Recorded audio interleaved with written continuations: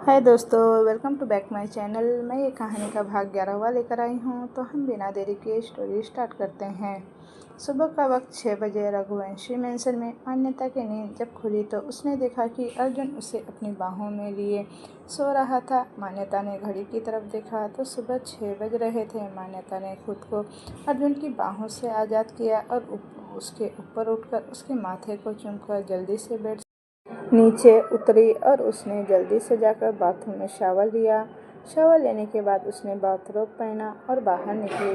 Closet room में जाकर उसने सिंपल सा सूट पहना, गले में मंगलसूत्र पहन, मांग में सिंदूर लगाकर उसने खुद को मिरर में देखा। वो एकदम सिंपल और प्यारी लग रही थी। फिर वो बाहर आई तो कमरे में देखा कि अर्जुन अभी भी सो रहा था। वह कमरे से निकल कर नीचे गई क्योंकि आज उसकी पहली रसोई थी। अभी मान्यता ने अपने सिर पर आंचल ले रखा था। जब मान्यता नीचे आई तो उसने देखा कि डाइनिंग एरिया में सोफे पर अविका जी और दाई माँ बैठी हुई थी और सर्वेंट उन दोनों को चाय सर्व कर रहे थे। मान्यता ने जाकर दाई माँ और अविका जी के पैर छुए तो दोनों ने उसे पैर छूने के लिए मना करते हुए कहा कि उनके घर में बेटियां पैर नहीं छूती। उनकी बात सुनकर मान्यता खुश हो गई। तभी दाई माँ ने मान्यता से कहा, छोटी बहू, आज तुम्हें रसोई बनानी है। तुम्हें जो आता है वह बना देना, और अगर तुम्हें खाना नहीं बनाना आता है तो कोई बात नहीं, तुम सर्वेंट से कहकर बनवा लो और लास्ट में जो मीठा बने उसमें चीनी डाल देना। इससे रसोई की रस्म भी हो जाएगी और तुमसे कोई कुछ कहेगा भी नहीं। दाई माँ की बात सुनकर मान्यता खुश हुई कि उसे ससुराल में ऐसे प्यार करने वाले लोग मिले हैं। मान्यता ने कहा, मुझे खाना बनाना आता है। उसकी बात सुनकर दाई माँ और अविका जी दोनों खुश होते हुए बोली, अरे वाह, तब तो हमें अपनी नई नवेली बहू के हाथों का खाना खाने को मिलेगा। मान्यता मुस्कुराई और उसने दाई माँ से किचन की तरफ के बारे में पूछा। दाई माँ खुद मान्यता को लेकर किचन में गई और वहाँ जो मेड थी उनसे बोली, आज बहू की पहली रसोई है तो सारा खाना बहू खुद बनाएगी। तो बहू को जो भी सामान चाहिएगा वह सब आप बहू को सामने ला कर दे दोगे मैडम। और कुक ने सर हिलाया तो दाई अम्मा किचन को छोड़कर वहाँ से हॉल में चली गई। दाई अम्मा के जाने के बाद मान्यता बिना रुके जल्दी जल्दी अपना काम करने लगी। वो एक प्याली में खीर और बूंदी के लड्डू लेकर मंदिर की तरफ जा रही थी। उसे रोकते हुए अविका जी ने पूछा, मान्यता बेटा, क्या अर्जुन अभी तक सो कर नहीं उठा है? तभी मान्यता ने अविका जी को बताते हुए कहा, नहीं माँ, वह कल रात को देर रात तक काम कर रहे थे तो शायद इसलिए वो अभी तक सो रहे हैं। इतना कहकर मान्यता मंदिर की तरफ चली गई। वहीं अविका जी ने अपने सर पर हाथ मारते हुए कहा, मैंने इस लड़के की शादी इसलिए कराई ताकि यह देर रात तक काम न करे, जल्दी घर आ जाया करे, आराम करे और अपना ध्यान रखे। लेकिन शादी होने के बाद भी इस लड़के का कुछ नहीं हो सकता। तभी दाई माँ ने अविका जी से कहा, अविका, इतनी जल्दी आदतें नहीं बदलती और अब तो बहू भी आ गई है तो वह उसकी आदतें सुधार देगी। तो तुम अब ज़्यादा फिक्र मत करो। दाई माँ की बात सुनकर अविका जी ने हाँ में सर हिलाते हुए कहा, आदत ही तो नहीं बदलती है, चाहे वह अच्छी हो या बुरी। इतना कहकर वह दोनों जाकर डाइनिंग टेबल के चेयर पर बैठ गई। तभी वहाँ पर निधि और रौनक जी आई तो अविका जी ने रौनक से पूछा, छोटे कहाँ है? तो रौनक जी ने कहा, दीदी, वह तो कल रात को घर ही नहीं आए थे। वह उनको कल रात एक अर्जेंट कॉल आया था जिसके बाद वह घर से गए तो वापस नहीं आए। अविका जी ने कहा, रात को कौन सा काम आ गया होगा? तभी मान्यता वहाँ से वापस आई और सबको उनका ब्रेकफास्ट सर्व करने लगी। तो अविका जी ने कहा, मान्यता रुको, जाओ जाकर पहले अर्जुन को बुला लो, उससे कहना जल्दी आए, सब एक साथ बैठकर आज खाएंगे तो अच्छा लगेगा। आज तुम्हारी पहली रसोई है तो सब एक साथ रहे तो अच्छा है। मान्यता ने हाँ में सर हिलाया और वहाँ से अपने कमरे में आई। जब वह कमरे में गई तो उसने देखा कि अर्जुन अभी भी सो रहा है। मान्यता अर्जुन के पास गई और उसके पास बैठते हुए अर्जुन के कंधे पर अपना हाथ रख हिलाते हुए बोली, अर्जुन, अर्जुन, उठो ना, चलो, मैंने अब सारा नाश्ता भी बना लिया है, ठंडा हो जाएगा, इससे पहले तुम नीचे चलो, माँ भी अब तुम्हें बुला रही है। अर्जुन जो नींद में था उसने मान्यता की कमर में अपने दोनों हाथ डाले और उसे अपने ऊपर खींचते हुए कहा, उनको नाश्ता करने दो, तुम मेरे पास रहो। मान्यता पूरी तरह से अर्जुन के ऊपर थी। उसने कहा, नहीं नहीं, जल्दी चलो, जल्दी माँ ने बुलाया है, जल्दी आने के लिए भी कहा है, और फिर मुझे और भी तो काम है, मुझे आज जल्दी जाना है, चलो उठो। लेकिन जब अर्जुन नहीं उठा तो मान्यता ने अर्जुन की इंडेक्स फिंगर को पकड़ा और अपने चिन से लेकर अपनी होठों की तरफ चलाते हुए वो अपने मुंह में उस के पास ले जाकर उसे अपने होठों के पास जाकर रुक गई। तो अर्जुन ने धीरे से अपनी आंखें खोलकर मान्यता को देखा, लेकिन जैसे ही अर्जुन ने मान्यता की तरफ देखा वैसे ही मान्यता ने अपने दांतों के बीच में कस के अर्जुन की उंगली को दबा दिया। अर्जुन को एक तेज दर्द का एहसास हुआ। उसके मुंह से हल्की चीख निकल गई। आह मान्यता, ये क्या कर रही हो? मान्यता ने तुरंत उसकी उंगली को छोड़ा और हंसते हुए कहा, और देर तक सोते रहोगे? जागो मत तो मैं ऐसे ही तुम्हें उठाऊंगी, अब चलो जल्दी से उठो। इतना कहकर मान्यता ने जैसे ही खुद बेड से उठना चाहा, अर्जुन ने उसे वापस से उसके कमरे से पकड़कर उसे अपने ऊपर खींचते हुए कहा, दर्द हो या मोहब्बत, मुझे कुछ भी मंजूर है, लेकिन सिर्फ इस शर्त पर कि तुम हमेशा मेरे साथ रहोगी। मुझे दर्द भी तुम ही दोगी और मुझे प्यार भी सिर्फ तुम ही करोगी, और उस दर्द पर मलहम भी तुम ही लगाओगी। तभी मान्यता अर्जुन के सीने पर झुकते हुए बोली, अच्छा तो मुझे एक बात बताओ, अगर कभी ऐसा हुआ कि तुम खुद मुझे अपनी ज़िंदगी से बाहर निकालना चाहो तो? क्योंकि अर्जुन, हमारी शादी को सिर्फ 2 दिन हुए हैं और कैसे हुई है ये तुम भी जानते हो। क्या तुम मुझ पर ट्रस्ट कर पाओगे कि मैं ऐसे वैसा कुछ नहीं करूँगी? मान्यता के इतना कहने पर अर्जुन को सोचना नहीं पड़ा और उसने तुरंत कहा, मैं तुम पर हर हाल में भरोसा करूँगा, बस शर्त यह है कि तुम कभी मेरा भरोसा मत तोड़ना। मान्यता ने कहा, मैं कभी ऐसा कोई काम नहीं करूँगी जिससे तुम्हें मुझ पर शक करने का मौका मिले। चलो अब जल्दी उठो, माँ और बाकी सब ब्रेकफास्ट पर आपका इंतज़ार कर रहे हैं और नाश्ता मैंने बनाया है। इतना सुनते ही अर्जुन उठा और मान्यता के माथे पर एक किस करके बेड से उठकर बाथरूम की तरफ जाते हुए अपने मन में बोला, मान्यता, तुम अभी जिस अर्जुन को देख रही हो और जान रही हो वह सिर्फ अर्जुन सिर्फ तुम्हारे लिए है। बाकियों के सामने वो कितना क्रूएल है यह तो तुमने अभी तक देखा ही नहीं, और न ही मैं कभी चाहूँगा कि तुम मेरे उस रूप को देखो। इतना कहकर अर्जुन ने एक बार पीछे मुड़कर मान्यता को देखा, जो अब बेड समेट रही थी। उसके बाद वह बाथरूम में चला गया। कुछ देर में अर्जुन नहाकर बाहर आया और उसने देखा मान्यता अब वहाँ नहीं है, लेकिन उसके कपड़े निकले हुए हैं। उसने जाकर वो कपड़े पहने और अपने बाल सेट करके घड़ी ली और मोबाइल लेकर कमरे से बाहर निकला। अब वह नीचे आया तो उसने देखा कि मान्यता अविका जी और बाकी सब को ब्रेकफास्ट सर्व कर रही है, तो वह भी जाकर मान्यता के सामने चेयर पर बैठा। तो मान्यता ने उसे भी नाश्ता दिया और खुद भी अर्जुन के बगल में बैठ गई। सभी नाश्ता करने के बाद मान्यता की तारीफ कर रहे थे कि उसने बहुत अच्छा और टेस्टी नाश्ता बनाया है। सबका नाश्ता होने के बाद अविका जी ने एक रेड वेलवेट बॉक्स मान्यता की तरफ बढ़ाते हुए कहा, मान्यता बेटे, ये तुम्हारी पहली रसोई की है और तुमने खाना सच में बहुत अच्छा बनाया है।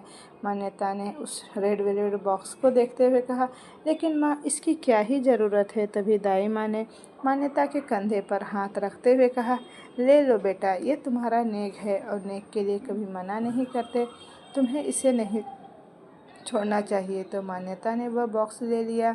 तभी दाई अम्मा ने मान्यता के सामने एक और रेड वेलवेट बॉक्स बढ़ाया तो मान्यता अब उसे देखने लगी।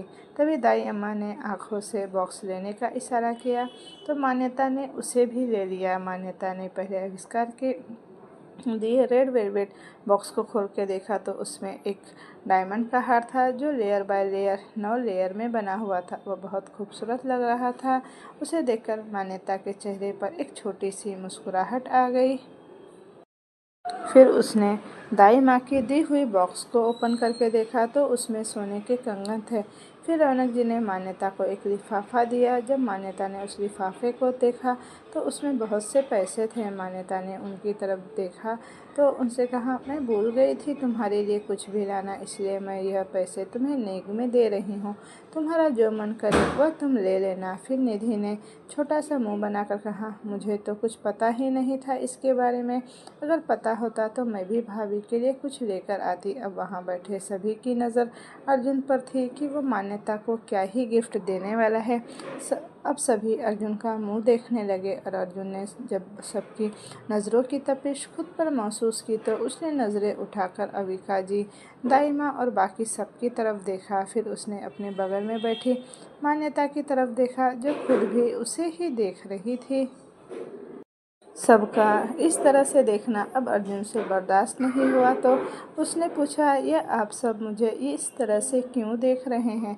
तो दाई अम्मा ने अर्जुन की कान पकड़ते हुए उससे कहा, हम सब तुम्हें इसलिए देख रहे हैं अर्जुन बाबा क्योंकि आज मान्यता बहू की पहली रसोई की रस्म है और इस रस्म में खाना बनाने के लिए बहू को नेक दिया जाता है। तुम क्या दे रहे हो उसे? दाई अम्मा की बात सुनकर अर्जुन भौचक्का सा मान्यता की तरफ और फिर बाकी सब की तरफ देखते हुए बोला, मुझे नहीं पता था इस बारे में कुछ भी, इसीलिए मैं कुछ लेकर नहीं आया।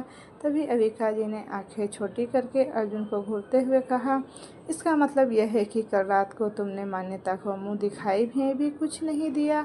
अर्जुन और मान्यता एक दूसरे की शक्ल देख रहे थे तो अर्जुन ने कहा, माँ ये मुंह दिखाई तो उसे दिया जाता है ना जिसका आपने अपनी शादी की रात से पहले शक्ल न देखा हो, लेकिन मैंने तो मान्यता को पहले ही देख लिया था। तो फिर मुंह दिखाई की तोहफे की कहाँ ही बात आ गई? अर्जुन की इस बात पर वहाँ बैठे सब लेडीज़ ने अपना सर पीटा।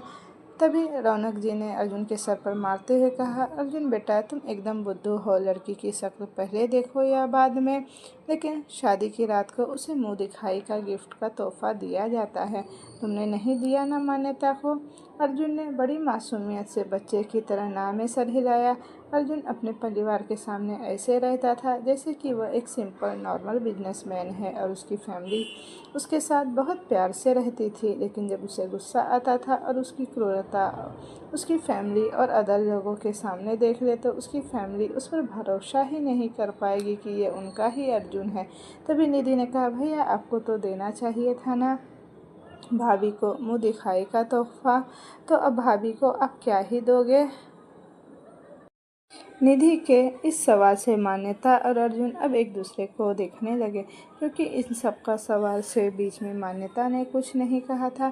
तभी अर्जुन ने मान्यता से कहा, मुझे सच में नहीं पता था कि ऐसा कोई गिफ्ट देना होता है मान्यता, लेकिन अब जब मुझे पता चल गया है तो आई प्रॉमिस कि मैं शाम को ऑफिस से आते वक्त तुम्हारे लिए कोई अच्छा सा गिफ्ट लेकर आऊँगा। तभी तपाक से निधि ने बोला, नहीं एक नहीं दो गिफ्ट लेकर आइएगा भैया, एक मुंह दिखाई का और एक अभी जो भाभी ने इतना टेस्टी सा नाश्ता बनाया है उसका। तो अर्जुन ने निधि की नाक को खींचते हुए कहा, अच्छा मेरी माँ, मैं तुम्हारी भाभी के लिए दो दो गिफ्ट लेकर आऊँगा, एक मुंह दिखाई की और एक नाश्ता बनाने की, अब ठीक है? निधि ने हाँ में सर हिलाया और बाकी सब हंसने लगे। तभी मान्यता का फ़ोन जो उसने टेबल पर रखा था वो रिंग करने लगा। उसने देखा कि उस पर डॉक्टर कुलकर्णी का कॉल आ रहा था। तभी मान्यता को याद आया कि आज उसे एक ऑपरेशन करना है और अर्जुन को भी आज अविका जी के होने वाले ऑपरेशन का याद था। तो उसने जैसे ही मान्यता से कुछ कहना चाहा तो मान्यता ने उससे कहा, यह कॉल बहुत इम्पोर्टेंट है, मैं ले लूँ क्या? फिर बात करते हैं। अर्जुन ने कुछ नहीं कहा, सिर्फ हाँ में सर हिला दिया। मान्यता वहाँ से उठकर साइड में चली गई ताकि वह बात कर सके और किसी और को उसके बात करने से डिस्टर्ब भी ना हो। तो मान्यता के जाने के बाद अर्जुन ने अविका जी से कहा, मॉम आपके ऑपरेशन की सारी अरेंजमेंट हो गई है, डॉक्टर भी आ गई है, आज आपकी शाम को ऑपरेशन है तो आपका और कोई बहाना अब नहीं चलेगा। अर्जुन की इस बात को सुनकर अविका जी का मुंह छोटे बच्चे की तरफ उड़ गया। कुछ देर बात करने के बाद मान्यता आई और उसने अविका जी और अर्जुन से कहा, वो आज मुझे थोड़ा काम है तो मुझे बाहर जाना होगा हॉस्पिटल में, इतना नहीं मान्यता ने कहा था कि तभी अर्जुन का फ़ोन रिंग करने लगा। उसने देखा तो आरुष का कॉल आ रहा था। तो अर्जुन ने मान्यता से कहा, ठीक है लेकिन जल्दी आ जाना। अर्जुन की इतना कहते ही मान्यता ने हाँ में सिर हिलाया और वह अपने कमरे की तरफ चली गई ताकि वह जल्दी से यहाँ से निकलकर पहले शहर के पास जा सके, उससे बात कर सके, उसके बाद वह अपने हॉस्पिटल जाए ताकि वह सारे डिटेल्स वगैरह पेशेंट के बारे में पढ़ सके। मान्यता अपने कमरे में आई। उसने अपना पर्स लेकर कमरे से निकल गई। अर्जुन भी बाहर उसके साथ जाने के लिए उसका इंतज़ार करने लगा। अर्जुन उसे बताना चाहता था कि आज अविका जी का ऑपरेशन होने वाला है, लेकिन फिर उसने सोचा कि अगर मान्यता को कोई ज़रूरी काम है और वह अपना काम सिर्फ उसकी वजह से छोड़ दे तो ये सही नहीं हुआ। इसलिए अर्जुन ने उसे ना बताना ही सही समझा। जब मान्यता मेंशन से बाहर आई तो उसने देखा कि अर्जुन कार में बैठा उसी का इंतज़ार कर रहा है। मान्यता उसके पास आई और बोली, तुम गए नहीं अभी तक? अर्जुन ने उसे अपने सामने वाले पैसेंजर सीट पर बैठने का इशारा किया तो मान्यता जाकर उस सीट पर बैठी और अर्जुन ने उससे कहा, मैंने सोचा कि मैं तुम्हें छोड़ दूँ, तो बोलो कहाँ जाना है तुम्हें? मान्यता ने कहा, मुझे शहर के फ्लैट पर जाना है। वह कल जो माँ ने उससे पूछा था ना, उसने अभी तक कोई जवाब नहीं दिया, इसलिए सोचा पहले जाकर उससे पूछ लूँ कि उसने और अंगद ने क्या डिसाइड किया है, या फिर वह अभी तक अंगद से बात कर भी पाई है या नहीं। अर्जुन ने कहा, ठीक है, मैं तुम्हें शहर के फ्लैट पर छोड़ देता हूँ, फिर ऑफिस चला जाऊँगा। इतना कहकर अर्जुन ने कार स्टार्ट की और वहाँ से रघुवंशी मेंशन से बाहर निकल गया। कुछ ही देर में अर्जुन ने मान्यता को शहर के फ्लैट के पास छोड़ा और अर्जुन ने मान्यता से कहा, ठीक है, तुम्हारी मंजिल तो आ गई, अब तुम जाओ, लेकिन देर मत करना, ज़रा घर जल्दी आ जाना या फिर मुझे कॉल कर देना, मैं तुम्हें लेने आ जाऊँगा। मान्यता ने अर्जुन के गाल को छूते हुए कहा, ठीक है पतिदेव, मैं बता दूंगी आपको। इतना कहकर वह कार से उतरी तो अर्जुन ने उसे कहा, पत्नी जी सुनिए तो। मान्यता मुस्कुराते हुए झुककर ग्लास विंडो से अर्जुन को देखते हुए बोली, जी पतिदेव जी कहिए। अर्जुन ने अपने होठों और गाल की तरफ अपनी उंगली से इशारा करते हुए कहा, जब पत्नी पति से दूर जाए तो उसे गुड बाय किस देना तो बनता है ना, जो आपने मुझे नहीं दिया है, तो क्या आप प्लीज़ आप मुझे अब गुड बाय किस देगी? अर्जुन की इस तरह से कहने से मान्यता मुस्कुराते हुए आगे बढ़ी और उसने अर्जुन के चेहरे को थामकर उसके होठों पर एक लॉन्ग किस कर दी और उसे कहा, अब ठीक है पतिदेव, क्या अब मैं जा सकती हूँ? अर्जुन ने मुस्कुराते हुए मान्यता के माथे को चूमा और उसे कहा, ठीक है, अब जाओ और अपना ख्याल रखना। मान्यता हाँ कहकर वहाँ से चली गई। वहीं अर्जुन भी मान्यता के जाने के बाद अपने ऑफिस की तरफ चला गया। वहीं दूसरी तरफ उदयपुर के एक महल जो देखने में बहुत खूबसूरत था, उसकी खूबसूरती इतनी थी कि उसके चारों तरफ बहुत ही ऊंची ऊंची दीवार बनी हुई थी महल के, जिन्हें देखकर ऐसा लग रहा था कि कोई उन दीवारों से तो महल में घुसने की कोशिश कर ही नहीं सकता। महल के बीच की जगह पर वो बना था और उसकी बाकी की सारी एरिया पर बगीचे बने हुए थे। महल के अंदर फर्श सफ़ेद मार्बल से चमक रही थी और दीवारें भी सफ़ेद और पिंक कलर से रंगे हुए थे, जो देखने में बहुत खूबसूरत लग रहे थे। और वहाँ इंडिया और इंडिया से बाहर पाए जाने वाले एंटीक पीसेस रखे थे, जो उस महल की शोभा को और बढ़ा रहे थे। वहीं महल के बीचों बीच महाराजा सोफे पर दो लोग बैठे थे। एक थे उदयपुर के बड़े राजा, राजा हरीश सिंह रंधावा, और दूसरी थी उनकी पत्नी स्वामिनी सिंह रंधावा। दोनों ही अभी बैठकर सुबह की चाय की चुस्की ले रहे थे। तभी एक 27 साल का लड़का भागते हुए एक टैब लेकर उनके पास आकर रुका। उसे देखकर हरीश सिंह ने उनसे जवाब किया, क्या हुआ है उदय, तुम्हें इस तरह से भागकर क्यों आ रहे हो? उदय ने टैब को उनके आगे रखा और हाँफते हुए सोफे पर बैठ गया। उसने सामने रखे जग से ग्लास में पानी डाला और एक ही सांस में सारा पी गया। उसे इस तरह देखकर स्वामिनी जी और हरीश जी दोनों ही एक दूसरे की शक्ल देखते हुए उदय से सवाल किया, उदय बताओगे तुम्हें क्या हुआ है? उदय जो एक गिलास पानी पिया था, उसके बाद वह थोड़ा सा शांत होते हुए हरीश जी की तरफ देखते हुए बोला, दादा साहेब, निहारिका का पता चल गया है। उदय के इतना कहते ही हरीश रंधावा के हाथ में जो चाय का कप था वह उन्हें के हाथ से छूटकर फर्श पर टूटकर बिखर गया। वह अपने जगह से खड़े होते हुए बोले, क्या कहा आपने? एक बार फिर से कहिए कि किसका पता चल गया है? उदय ने अपने शब्दों को दोहराते हुए कहा, दादा साहब, मैंने कहा कि निहारिका का पता चल गया है। आपको पता है वह कार्ड जो सिर्फ इंडिया के 5 रिचेस्ट फैमिली के पास है, और उनमें से एक कार्ड हमारे पास भी है। और वह कार्ड जब निहारिका यहाँ से भागी थी तो उसके पास भी एक कार्ड था, लेकिन उसने आज तक उस कार्ड का इस्तेमाल नहीं किया था। कल रात के 10 से 11 बजे के बीच में मुंबई में वह कार्ड एक्टिव हुआ है। एक होटल में 8 लाख का ट्रांजैक्शन उस कार्ड से हुआ है। और आपको पता है ना कि उस कार्ड का कोड सिर्फ निहारिका के अलावा किसी को नहीं पता, क्योंकि वह कार्ड आपने अनामिका की मां के लिए बनवाया था, जो उनके मरने के बाद निहारिका के नाम हो गया था। हरीश जी ने उदय को देखते हुए से सवाल किया, अब हमें यह बताओ कि तक्ष कहाँ है। उदय ने कहा, वह भैया से कल मेरी बात हुई थी, वह भी मुंबई में ही है। हरीश जी ने कहा, तक्ष को कार्ड की लोकेशन, उसकी ट्रांजैक्शन और आईडी सब चीज़ें उसे मेल करो, व्हाट्सअप करो, जो करना है करो, तुम्हारी मर्जी वह करो। और उसमें कहो कि हमारी राजकुमारी का पता करे, हमें अब हमारी राजकुमारी चाहिए। इतने सालों से हम उसे ढूंढ रहे हैं, लेकिन वह हमें कहीं मिली नहीं। लेकिन आज जब एक सुराग हमें उस तक पहुंचने को मिला है तो हम उसे जाया जाने नहीं देंगे। इसलिए तक्ष को बोलो वो अपनी सारी फोर्स लगा दे, लेकिन हमें हमारी बच्ची, हमारी राजकुमारी निहारिका हमारे पास चाहिए। अब हरीश जी और स्वामिनी जी दोनों परेशान से नज़र आ रहे थे। दोनों को अब नाश्ता करने का भी मन नहीं कर रहा था। वहीं उदय बार बार तक्ष को कॉल कर रहा था। तभी तक्ष का फ़ोन बजा और उदय ने उनसे कहा, भाई निहारिका का पता चल गया है, वो मुंबई में है। तक्ष, जो अभी सोकर उठा ही था, वह उदय की बातें सुनकर हैरानी से उठकर बेड पर बैठ गया। निहारिका मुंबई में है, तुम्हें कैसे पता? तभी उदय ने कहा, भाई आपको याद है कि ब्लैक कार्ड निहारिका के पास है, क्योंकि दादाजी ने वह कार्ड पहले अनामिका माँ के लिए बनवाई थी और उनकी डेथ के बाद वह निहारिका के नाम पर ट्रांजैक्शन हो गई थी। उसी कार्ड से कल रात 8 लाख की पेमेंट मुंबई की एक रेस्टोरेंट में हुआ है। तक्ष उदय की बात पूरी ध्यान से सुन रहा था। तभी उसने पूछा, कौन से होटल में और कब हुई है?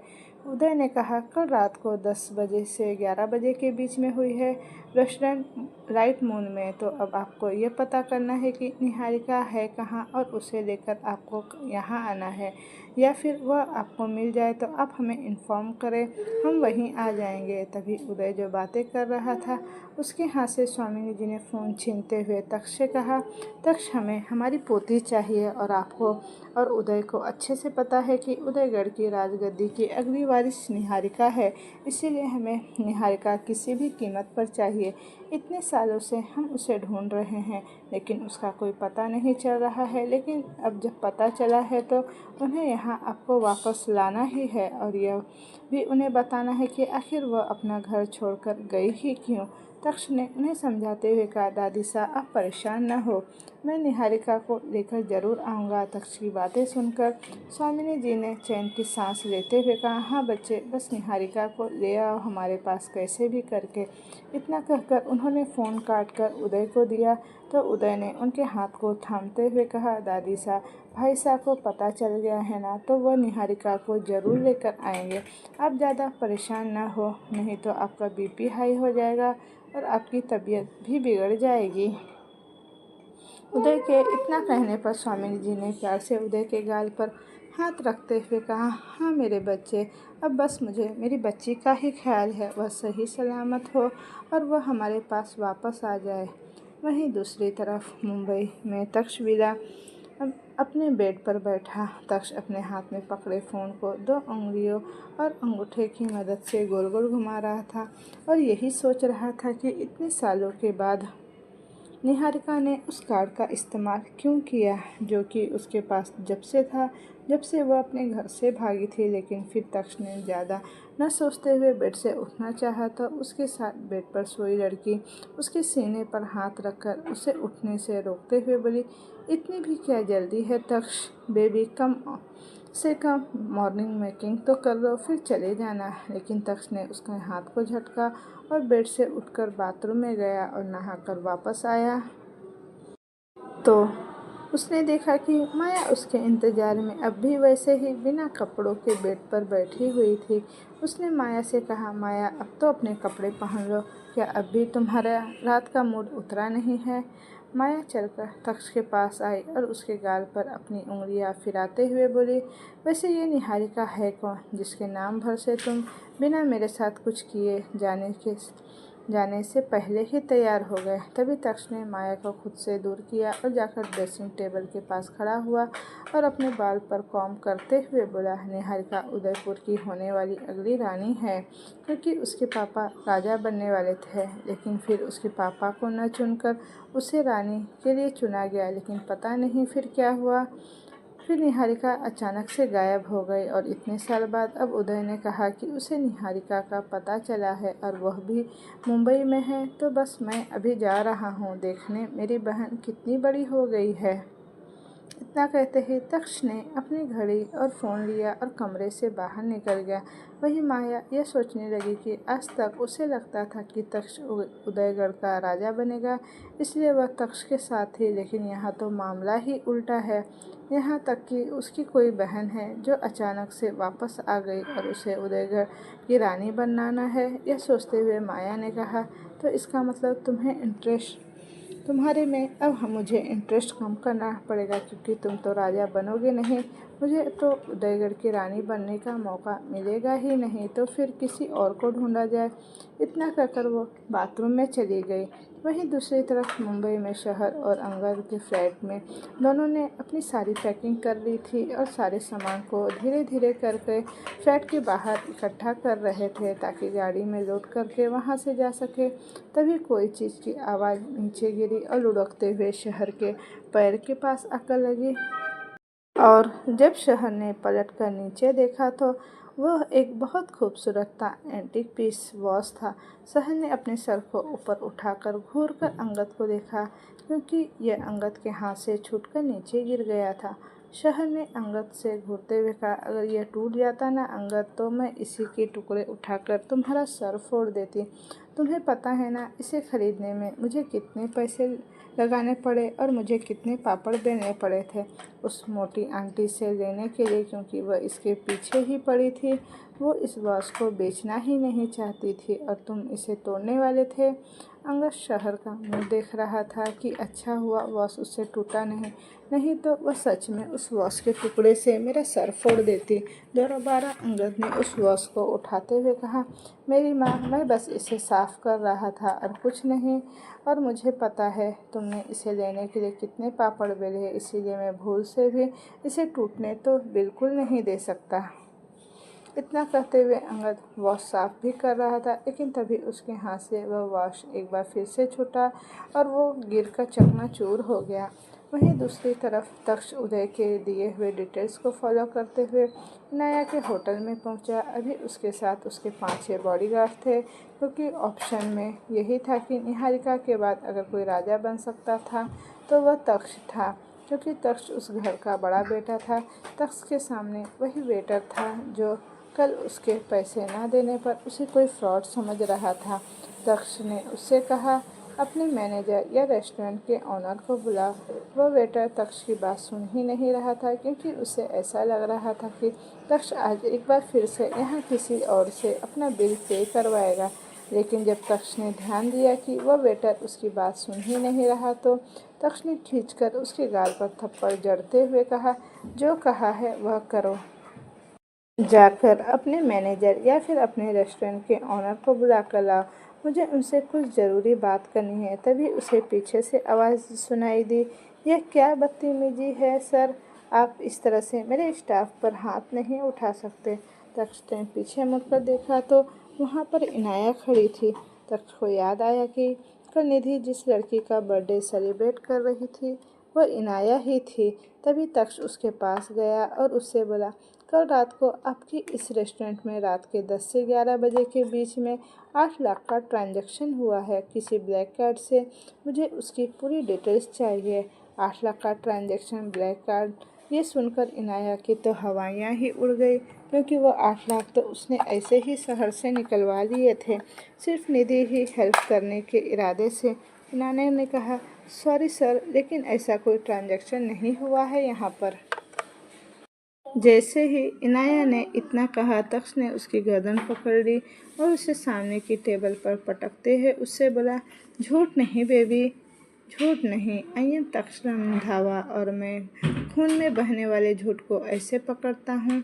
तुम मुझसे झूठ बोलने की कोशिश मत करो। अब चुपचाप ये बताओ कि कल तुमने जिस मामूली से रेस्टोरेंट में 8 लाख का ट्रांजैक्शन किया है, वो ब्लैक कार्ड से वो कहाँ है? ये सब कहते हुए तक्ष के हाथ की पकड़ इनाया के गले में कसती जा रही थी। तभी इनाया ने खुद को छुड़ाते हुए कहा, मुझे उसके बारे में कुछ नहीं पता, लेकिन हाँ, मेरी फ्रेंड निधि है जिसे उसके बारे में पता है और उसी ने मेरी हेल्प की थी। वो 2 लाख की पेमेंट की जगह 10 लाख हमने बताया। इनाया के इतना कहने पर तक्ष ने उसके गले को छोड़ा और उसे घूरते हुए बोला, और यह निधि कौन है? मुझे उसकी डिटेल्स दो, क्योंकि जिस लड़की ने ट्रांजैक्शन किया है मुझे उसकी सारी इन्फॉर्मेशन चाहिए। बाकी अगर बीच में तुम लोगों ने अपनी टांग घुसाने की कोशिश की तो उसकी टांग को काट दिया जाएगा। तक्ष अभी बहुत ही एग्रेसिव और गुस्से में नज़र आ रहा था, इसलिए इनाया उसे ऑफेंड करने का रिस्क नहीं ले सकती थी। इसलिए उसने तुरंत अपने फ़ोन पर निधि की फ़ोटो निकालकर तक्ष को दिखाते हुए कहा, यह मेरी फ्रेंड निधि है और यह एक लड़के को पसंद करती है। वह उस लड़की का बॉयफ्रेंड है और वो उसे नीचा दिखाने के लिए मेरी फ्रेंड ने मुझे 2 लाख की पेमेंट को 10 लाख करने के लिए कहा था। तक्ष ने जैसे ही निधि की फ़ोटो देखी, उसे तो यकीन नहीं हुआ कि जिस लड़की ने कल बिना सोचे समझे उसकी 25,000 की हेल्प की थी, बिना यह जाने कि वो कौन है, वही लड़की सिर्फ एक लड़की को नीचा दिखाने के लिए 2 लाख की पेमेंट को 10 लाख बता रही थी। और फिर अर्जुन रघुवंशी उसका भाई है, यह तो वो पहले से ही जानता था। तो तक्ष ने इनाया से कहा, इसे फ़ोन करो और पूछो कि वह लड़की इस लड़की को कैसे जानती है, उसकी कोई इन्फॉर्मेशन दो। तभी इनाया ने निधि को फ़ोन किया तो कुछ ही रिंग जाने के बाद निधि ने इनाया का कॉल रिसीव कर जैसे ही कुछ कहना चाहा, उससे पहले ही इनाया ने कहा, सुन, तू कल उस लड़की के बारे में जो बता रही थी, उस लड़की को तू कैसे जानती है जो कल अंगद के साथ थी? अभी इनाया ने अपनी सांसों को कंट्रोल में कर रखा था। इनाया का सवाल सुनकर निधि ने उससे पूछा, तुझे उससे क्या ही करना है, तो उसके बारे में क्यों जानना चाहती है? इनाया ने कुछ रुक कर कहा, यार, कल हमने उसका 8 लाख निकलवाया था, उससे तो हो सकता है अगर उसे सही पेमेंट का पता चले वह मेरे ऊपर केस कर सकती है, तो मैं बस उससे बचने के लिए कोई तरीका सोच लूँगी। इनाया की बातें सुनकर निधि ने कहा, वो मेरी भाभी है ना, मान्यता भाभी, वो मेरी भाभी की बेस्ट फ्रेंड है। तक्ष ने इनाया को इशारे से पूछने के लिए कहा कि अभी उसकी भाभी कहाँ है और उसका फ़ोन नंबर भी दे दे। तो इनाया ने कहा, अच्छा, तेरी भाभी कहाँ होगी, मेरी उनसे बात हो सकती है क्या, या फिर उसका फ़ोन नंबर ही दे दो। निधि ने कहा और उसके बिना ज़्यादा सोचे समझे मान्यता का नंबर उसे दे दिया। दक्ष ने तुरंत इनाया के फ़ोन से मान्यता को फ़ोन किया और उसे अपने फ़ोन में लेकर उसका लोकेशन देखने लगे। उसे लोकेशन ज़्यादा दूर नज़र नहीं आई और उसे सामने ही नज़र आई, तो वह खुद मान्यता से जाकर निहारिका के बारे में बात करना चाहता था। इसलिए उसने इनाया से कहा, पैसे दिए थे ना उसने, चलो अभी 8 लाख रुपए निकाले, क्योंकि जो उसका है मैं उसे किसी और को तो लेने नहीं देता। तक्ष दोनों हाथ बांधकर इनाया के सामने खड़ा हो गया। इनाया ने तुरंत कैश काउंटर के पास जाकर कहा, वहाँ से गिनकर वो पूरे 8 लाख लेकर आई और उसने तक्ष के आगे करते हुए कहा, ये लो सर। तक्ष देखने में जितना हैंडसम और स्मार्ट था, अभी वह इनाया के सामने उतना ही ज़्यादा रूड था। तक्ष ने पैसे लिए और एक बार इनाया को देखते हुए बोला, दोबारा अगर ऐसा किया ना तो मैं तुम्हारे रेस्टोरेंट को बंद करवा दूंगा, फिर रास्ते पर भीख मांगते रहना।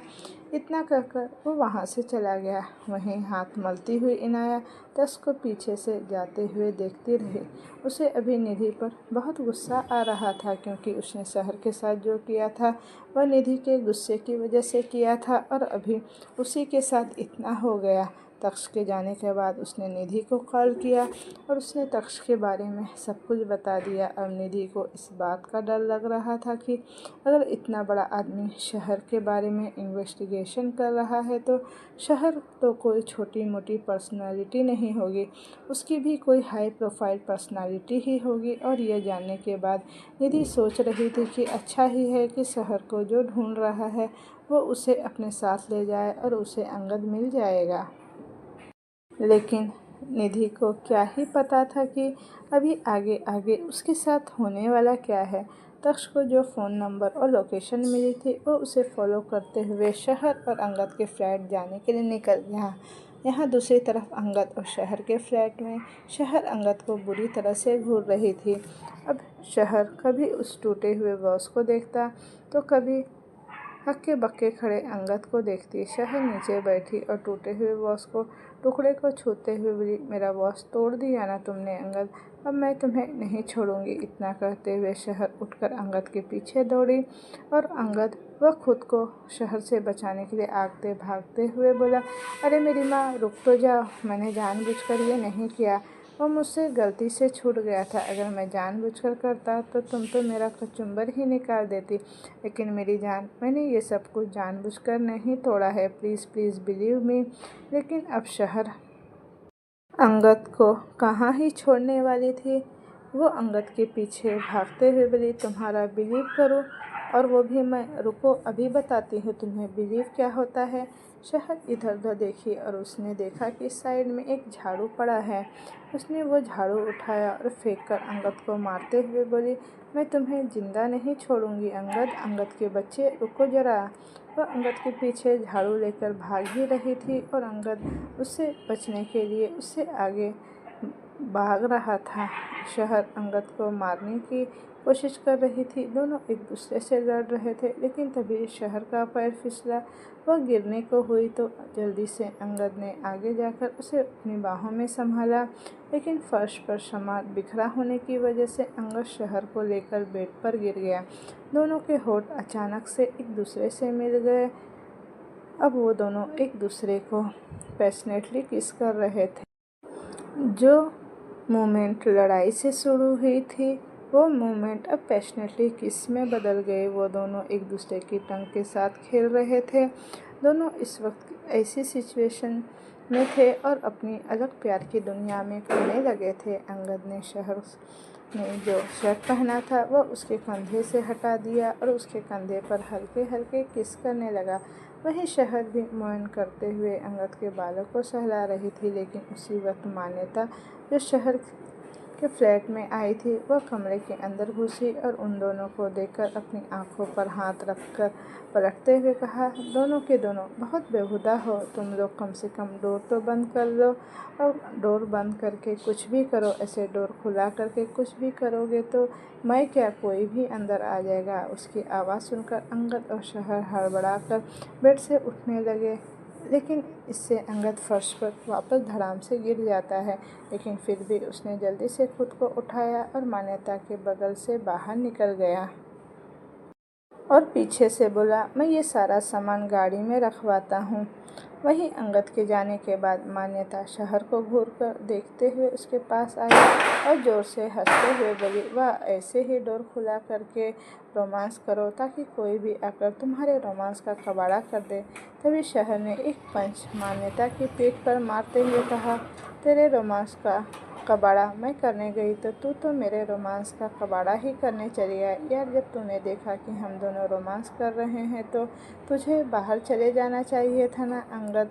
एक तो वह एक बिल्कुल शाय किस्म का इंसान जल्दी कुछ करना नहीं चाहता है और यह जब कर रहा था तो तूने आकर यहाँ उसे एम्बेरस कर दिया। अब देखना वह तेरे सामने आने से कितना कतराएगा। मान्यता ने शहर के सर पर मारते हुए कहा, तुझे डोर लॉक करने से किसी ने मना किया था जो तूने डोर लॉक नहीं किया। अब अगर इसमें तेरे मिस्टर एम्बेरस को फील होता है या कुछ और होता है तो उसमें मैं कुछ नहीं कर सकती। और वैसे भी लगता तो नहीं है कि वो तेरा मिस्टर मेरे सामने आने से कतराएगा, क्योंकि वो भी मेरा भी बेस्ट फ्रेंड है। मान्यता ने सब तरफ फैले हुए सामान को देखते हुए कहा, अरे वह माँ ने जो कहा था वह तूने मान लिया और तूने अंगद को भी मना लिया, इसलिए अब ये पैकिंग सारी हो रही है जाने के लिए।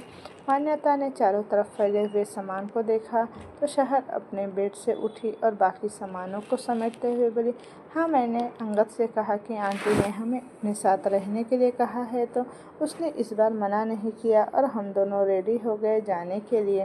दोनों अब मिलकर सामान समेटने लगी और अंगद सारे सामान को लेकर गाड़ी में रखवाने लगा। उसके बाद 2-4 वर्कर थे जो उसकी हेल्प कर रहे थे सारा सामान गाड़ी में रखने के बाद अंगद ने वर्कर को एड्रेस दिया और कहा, इस एड्रेस पर यह सारा सामान पहुंचा दो, हम पीछे से आ रहे हैं। अंगद पार्किंग एरिया से अपनी कार लेकर आया तो मान्यता और शहर दोनों ही कार में बैठी। शहर पैसेंजर सीट पे बैठी थी और मान्यता बैक सीट पर बैठी और वह दोनों वहाँ से निकल गए।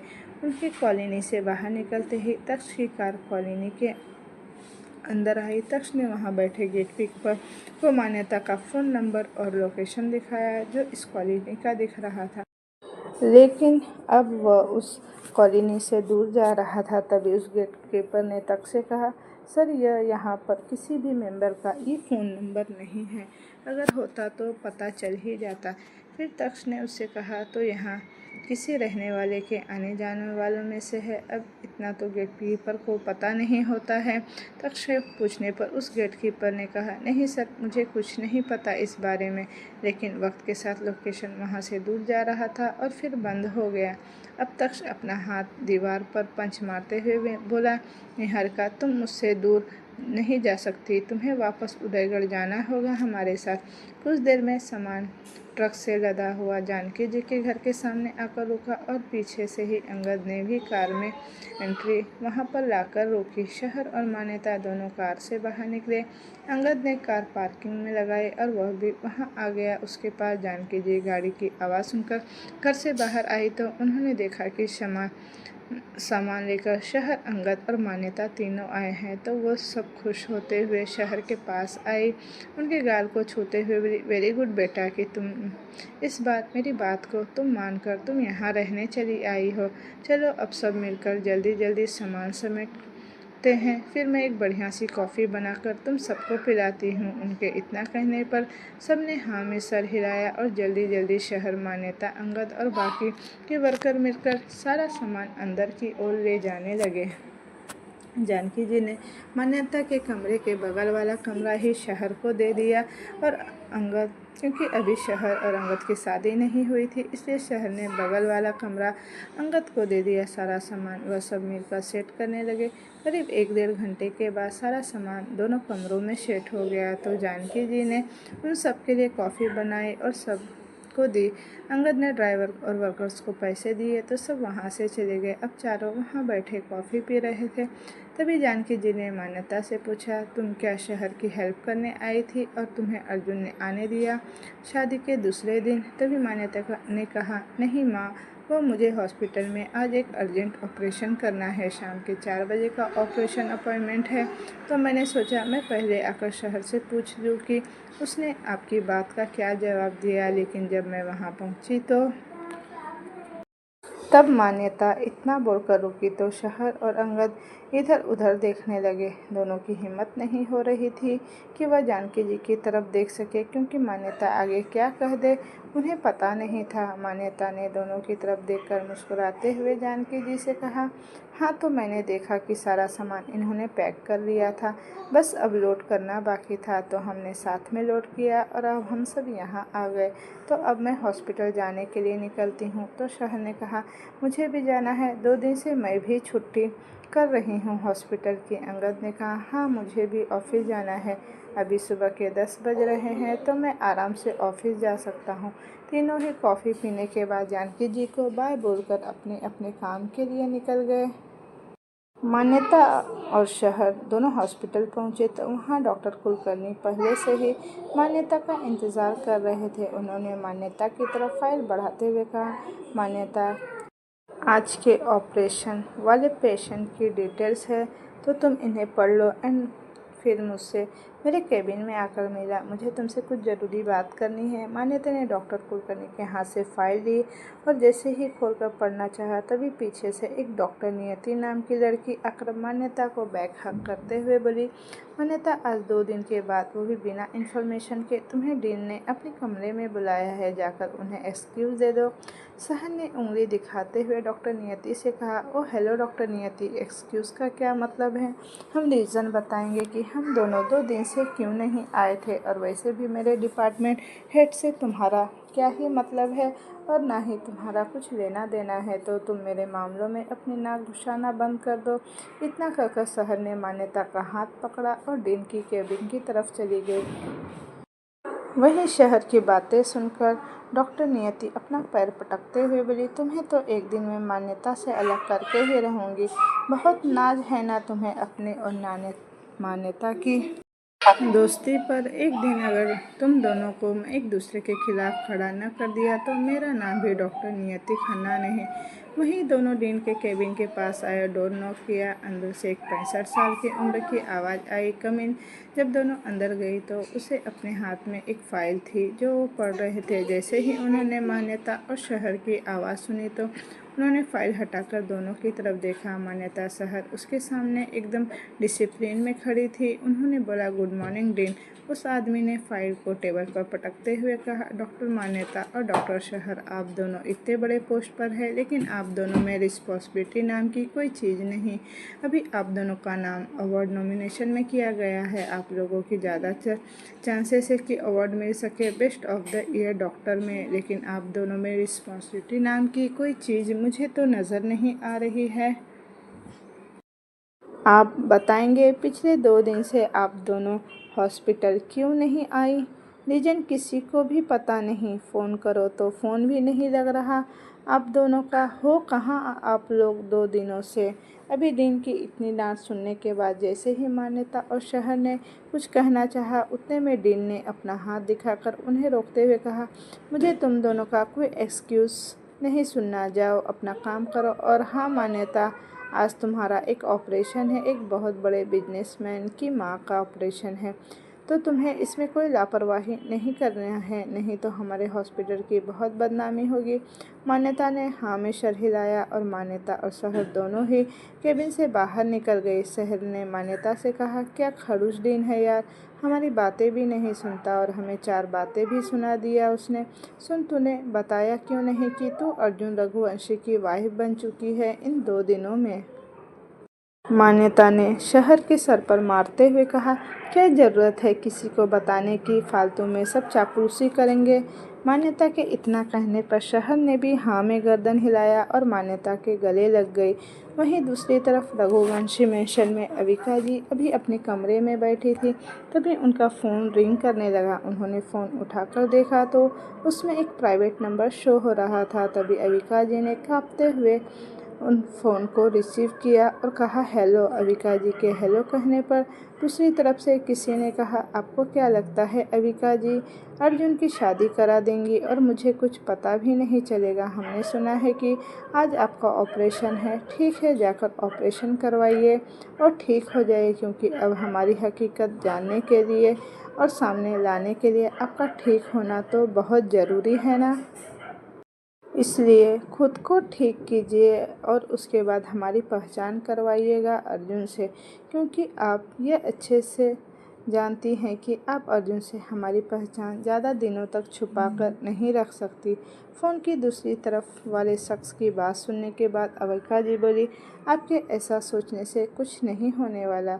होगा वही जो हम चाहेंगे, क्योंकि अर्जुन हमारा बेटा है और उन्हें हम पर ज़्यादा भरोसा है। हम उन्हें जो बताएंगे वो उसे ही सच मानेंगे।